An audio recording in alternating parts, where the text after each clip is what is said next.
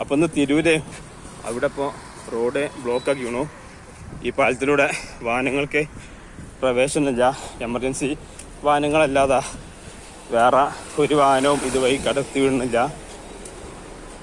അപ്പോൾ ലഹരി വിമുക്ത എന്തോ ഒരു പദ്ധതി സ്പോർട്സ് കൗൺസിലിൻ്റെ ലഹരി വിരുദ്ധ ദിനമാണെന്ന്.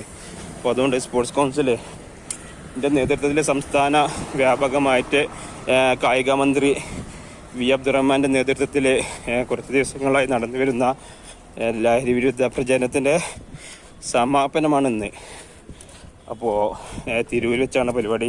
അപ്പോൾ അതിൻ്റെ സമാപനമാണ് 4 മണിക്ക്. അതിനോടനുബന്ധിച്ച് ഉള്ള ട്രാഫിക് നിയന്ത്രണമാണ്.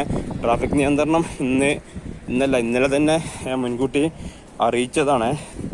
അതിൻ്റെ ഭാഗമായിട്ടുള്ള ട്രാഫിക് നിയന്ത്രണങ്ങളാണ് ഈ കാണുന്നത്. ഇന്ന് 4 മണിക്ക് മുഖ്യമന്ത്രി ഈ ഒരു പരിപാടി ഉദ്ഘാടനം ചെയ്യുന്ന പറഞ്ഞിട്ടുള്ളത്. എമർജൻസി വാഹനങ്ങളൊക്കെ പോകുന്നുണ്ട് കേട്ടോ. അപ്പോൾ ഇതാണോ ഘോഷയാത്ര പോകുന്നുണ്ട് കേട്ടോ.